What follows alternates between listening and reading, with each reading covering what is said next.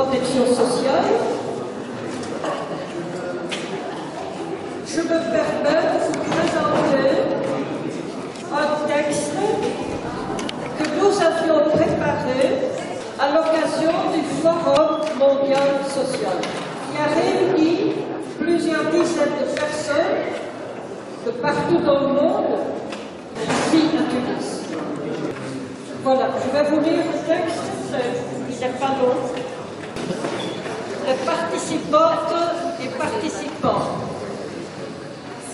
Et ce sera les participantes et participants de l'Assemblée de convergence, non? Réunis à Tunis à telle date. Après avoir revu les développements sur le plan international à partir de Porto Alegre et à partir des divers forums sur la santé et la protection sociale, ça a éventuellement peut-être changé, et sur les impacts des politiques néolibérales pour l'accès aux services de santé et pour l'accès à la protection sociale. Tertio appelle les délégués des pays concernés à promouvoir au niveau national et sous-national les approches des laboratoires politiques visant une participation active des populations aux choix sociétaux et à la défense des droits humains. Voilà donc le texte. Je ne sais pas si les gens parmi vous ont des propositions concrètes, des textes préparés pour cette assemblée de convergence. À vous la parole. Bonjour, Carole Frappe, des mouvements français de Québec. Je ne sais pas ce qu'on peut rajouter dans la déclaration, qu'on veut des bases inconditionnelles pour tous, universelles, individuelles, de la naissance à la mort, un socle d'un revenu pour la dignité de tous. Jean-Jacques Guidon, Confédération Générale du Travail de France. Dans le communiqué qui nous est proposé, c'est travail et pauvreté, santé et protection sociale. Or, c'est un manque d'attention, le mot travail n'apparaît qu'une seule fois. Et pourtant, le lien est évident entre travail et qualité de la santé, travail et qualité de la protection sociale. Il me semble que le texte doit vraiment aborder l'angle travail si on veut garder de la crédibilité de ce que l'on veut démontrer. Merci.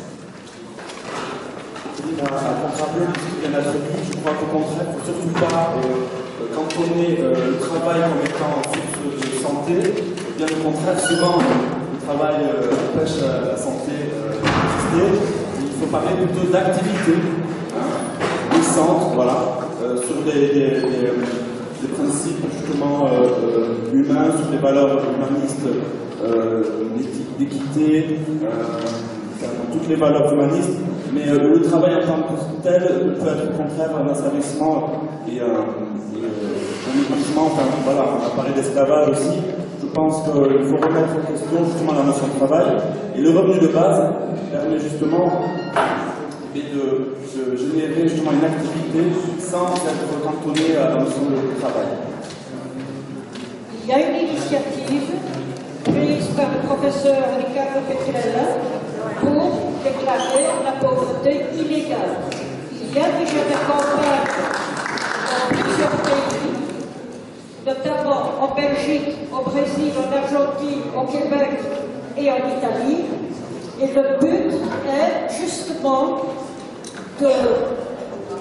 d'avoir une déclaration sur l'illégalité de la pauvreté et sur la fin d'un processus d'appauvrissement pour 2018, qui est au moment du 70e, 70e anniversaire de la Déclaration universelle des droits de l'homme. François Houzard de Belgique. Je voudrais souligner une chose, c'est que la pauvreté n'est pas seulement un état, c'est un rapport social. C'est ça l'idée fondamentale de Petrella, dont il fait la comparaison avec l'abolition de l'esclavage. L'esclavage était clairement un rapport social entre maître et esclave. la pauvreté est présentée dans l'idéologie dominante comme un État. Il faut aider les pauvres. Or, cela cache une réalité d'un rapport social plus complexe, plus difficile à comprendre, qui fait que la pauvreté n'est pas un État, mais est un rapport social. Elle est donc construite socialement. Et c'est ça l'idée de base de Petrella. Tout comme l'esclavage a été un rapport social construit socialement, la pauvreté dans le monde moderne, qui possède suffisamment de richesses pour permettre à l'ensemble de l'humanité de vivre dignement, la pauvreté est le résultat d'un rapport social. Et c'est toute la différence de la vision, de la lecture de la réalité. Oui, bonjour. Nous faisons partie d'un réseau européen contre la commercialisation et la privatisation de la protection sociale et de la santé.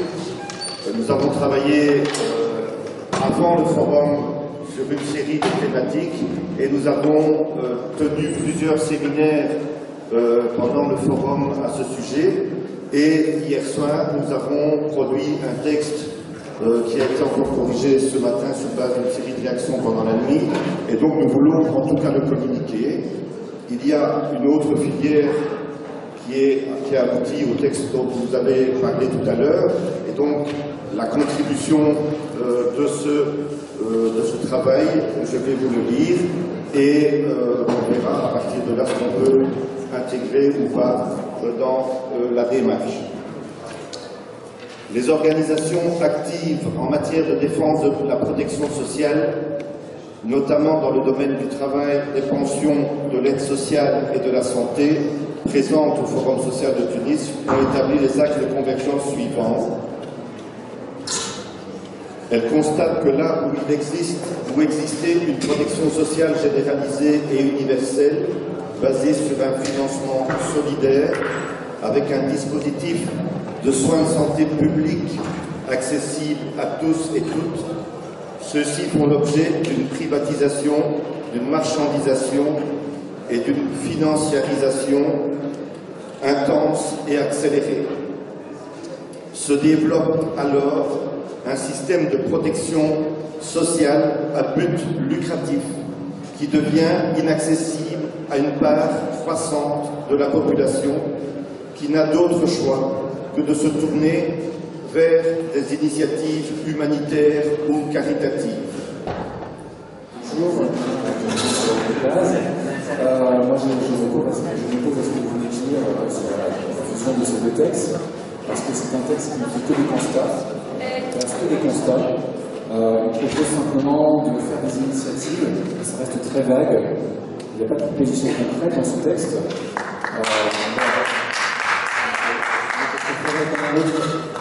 Je fais entre les deux, je comprends le premier texte qui était un peu plus concret dans la démarche. Par contre, on partage, je pense, le constat, mais je pense que l'objectif de l'Assemblée, c'est de proposer des choses et non pas de traiter.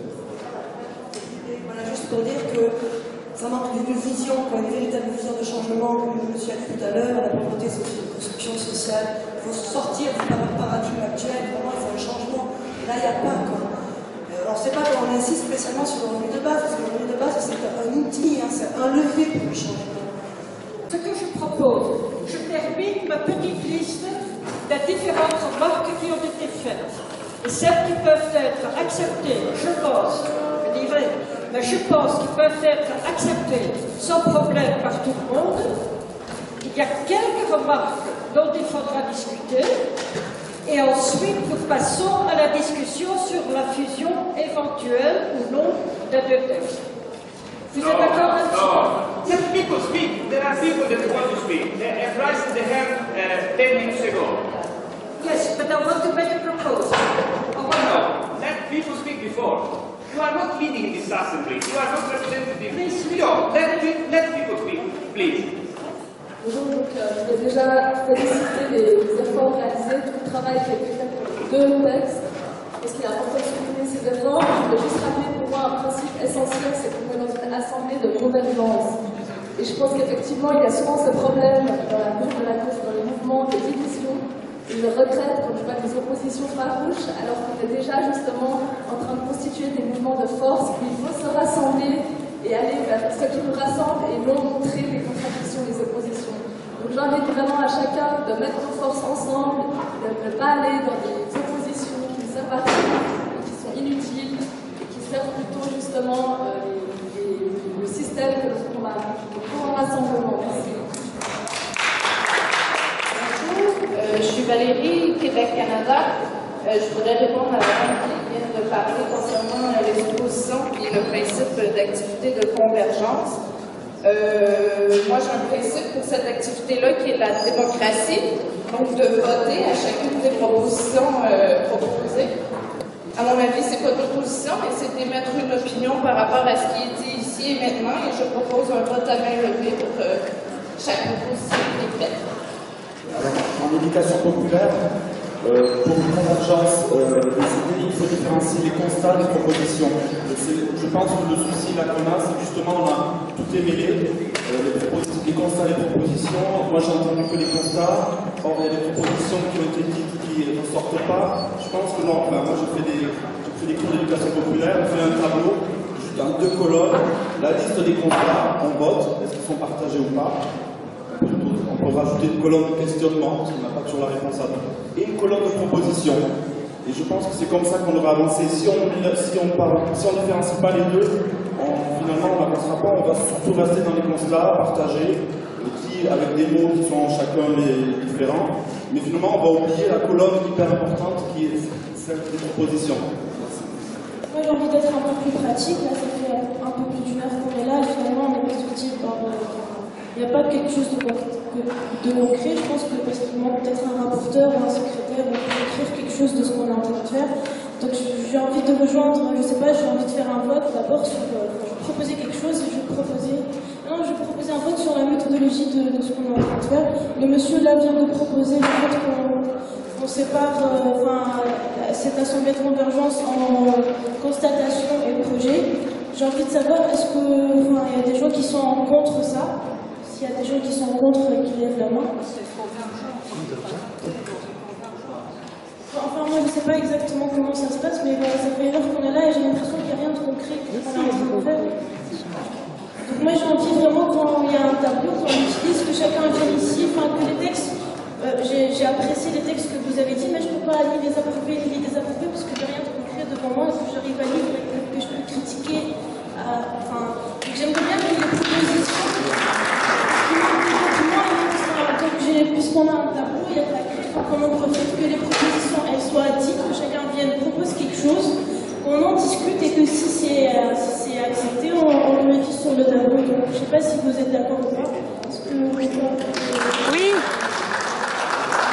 Donc, si ça ne vous dérange pas, je vais me permettre de diviser le tableau en 2, en constatation, et peut-être que vous êtes contre, je vais vous donner la parole après. Donc, ma proposition, ce serait que là, je divise le tableau en 2, en constatation et proposition concrète d'action, et que chacun vienne et stipule si sa proposition, elle appartient à l'un ou l'autre, et qu'on en discute au fur et à mesure. Merci. Oui, il me semble que cette proposition, elle serait valable si on avait beaucoup de temps devant nous. C'est-à-dire, ce que vous proposez, c'est de refaire le travail préparatoire à un nouveau texte. Voilà, et je pense que c'est possible, mais c'est pas... Enfin, maintenant, je pense qu'on n'a pas le temps, et qu'il y a un travail qui a été fait, il y a des propositions qui ont été faites, dans le premier texte d'une part, dans le second d'autre part, et je crois que c'est bien de partir de cette base-là, en disant qu'est-ce qu'on enlève, qu'est-ce qu'on ajoute, et par exemple, les personnes qui ont dit que telle dimension environnementale ou dimension de genre doit être introduite, il faudrait qu'elle rédige en fait une courte phrase ou plusieurs phrases sur ces sujets-là et qu'ils fassent cette proposition d'ajout. Voilà. Et après, il me semble qu'on a une autre proposition. Il y avait la mienne qui était de faire un texte unique sur la base des 2 textes proposés. Voilà. Et puis il y en a une autre du monsieur précédent qui a dit bah non, on peut très bien juxtaposer les propositions et c'est pas un problème. Ok, alors nous proposons une phrase. Le revenu de base inconditionnel est une somme d'argent distribuée mensuellement ou régulièrement à chaque citoyen, lui assurant une existence digne et son inclusion dans la société. Je ne suis pas contre le fond, mais juste à la forme, quand il s'agit de dire des citoyens, malheureusement, aujourd'hui, tous les habitants du monde ne sont pas considérés comme des citoyens partout et maintenant. Donc, je dirais à chaque individu ou à chaque habitant d'un territoire donné, d'un pays donné. Merci beaucoup de cette proposition. Bien entendu, je pense que nous connaissons tous et toutes, et nous savons aussi tous et toutes qu'il n'y a pas d'accord là-dessus. Donc, je pense, personnellement, que nous devons absolument reprendre le concept de notre texte, car il est défendu par pas mal d'associations, mais je pense qu'il est impossible de dire que nous sommes tous d'accord là-dessus. Peut-on faire un vote? On ne vote pas dans une assemblée de Mazarchon si vous savez très bien que les syndicats ne sont pas d'accord. Donc c'est ça le problème. Pourquoi est-ce que les syndicats qui sont plus règles sociales devraient voter? Je pense que ce débat, il faut reprendre le concept de revenu de base dans le texte, mais nous savons que nous ne sommes pas d'accord là-dessus, et ça a déjà provoqué la faillite de la réunion de Florence. Je sais, mais on lâche pas l'affaire. Non, mais bien entendu, parce que toutes les positions sont légitimes. Donc je propose de reprendre le concept dans le texte, mais on ne peut pas dire que nous sommes tous d'accord là-dessus. C'est ça le problème. Pardon.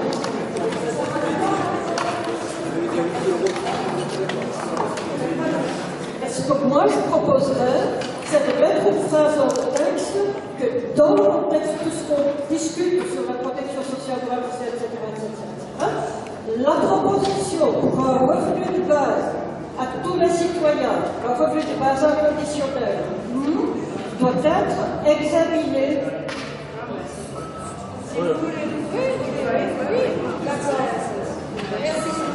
Voilà, on va plus faire ça.